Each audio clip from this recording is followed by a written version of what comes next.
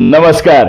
मी doctor किरण बोदले स्वागत करतो आपणा सगळ्यांचं कथा आणि कारण बाय डॉक्टर किरण या युट्यूब चॅनलमध्ये. मी आज कथा घेऊन येतो रामायणातली अति सुंदर अशा गंधमादन नावाच्या वानराची. रामरावणाचं युद्ध चालू होतं. रावणाकडचे असंख्य असणारे सैनिक राक्षस मारली जात होते. कुंभकर्णाला जागृत केलं आणि रणभूमीवरती युद्धभूमीवरती त्या कुंभकर्णाला युद्धासाठी पाठवलं गेलं.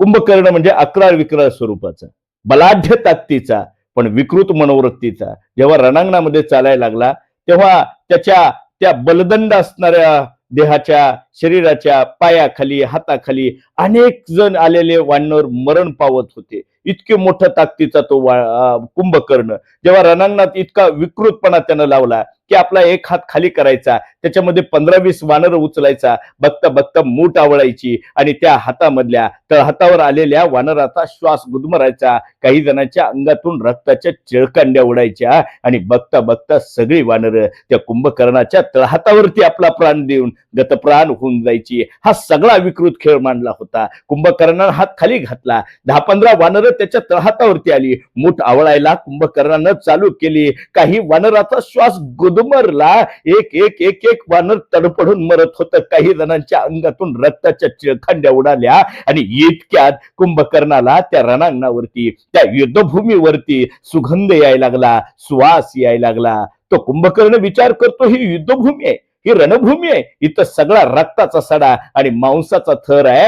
इथं आली तर दुर्गंधी यायला पाहिजे. हा सुगंध येतोय कुठून, हा श्वास येतोय कुठून? त्यानं उत्तर शोधण्याचा प्रयत्न केला. डावीकडे उजवीकडे मागं पुढे सगळीकडे पाहिलं, पण त्याला सुगंधाचं कारण सापडेना. सरते शेवटी त्याचं लक्ष आपल्या तळहातावरती गेलं आणि लक्षात आलं सगळी वानर मेली, पण एक वानर अद्याप त्या तळहातावरती जिवंत होतं. त्या वानराकडे पाहिलं आणि विचारलं, वानरा सुगंध येतोय. त्या वानराने सांगितलं, हो कुंभकर्णा, तो येणारा सुगंध श्वास माझ्या आतमधून येतोय. नाव काय तुझं? कुंभकर्णा, या देहाला गंधमादन असं म्हणतात. अरे तुझ्या अंगातला येणारा सुगंध पाहून तुला मारण्याची इच्छा होत नाही, मग देणं सोडून कसं सोडू? युद्धशास्त्राचा नियम आहे, युद्धाचा नियम आहे, जर शत्रू सापडला तर त्याला आयता सापडलेला शत्रू कधीच मोकळा रिकामा सोडायचा नसतो, त्याला मारावा, हा युद्धाचा नियम आहे. त्यामुळे मी तुला नाही सोडू शकत.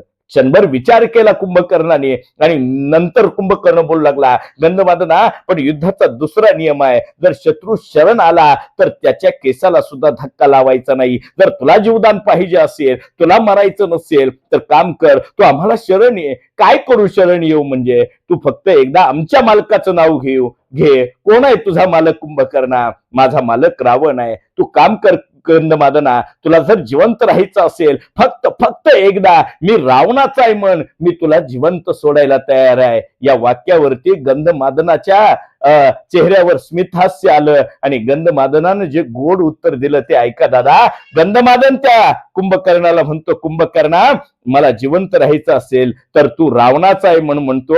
मग ऐक कुंभकर्णा, रावणाचा आहे म्हणून जिवंत राहण्यापेक्षा रामाचा आहे म्हणून मेलेलं बेहत्तर. ही आमच्या गंधमादनाची एकनिष्ठता, एकविधता, भक्तिभाव पाहिला आणि कुंभकर्णाला तो म्हणू लागला, मारायचं असेल तर बेशक मला मारून टाक, पण शेवटपर्यंत या श्वासातला श्वास आणि शरीरातला रक्ताचा थेंब असेल तोपर्यंत कुंभकर्णा, हे गंधमादन फक्त मी रामाचा आहे एवढंच म्हणणार. मी रामाचा राग अनावर झाला आणि कुंभकर्णानं मूठ आवळायला चालू केली. बघता बघता मूठ आवळली, श्वास गुदमरला आणि त्या गंधमादनाच्या अंगातून रक्ताचे चिळकांडे उडाले. बघता बघता गंधमादन मृत्युमुखी पडला. पण शेवटपर्यंत मी रामाचा आहे हेच वाक्य, घोष वाक्य आमचा गंधमादन म्हणत होता. हीच एकविधता आणि निष्ठाभाव तुमच्या आमच्या अंतःकरणात यावी एवढीच एक सदिच्छा व्यक्त करतो. तोपर्यंत आपणा सगळ्यांना जय श्रीराम.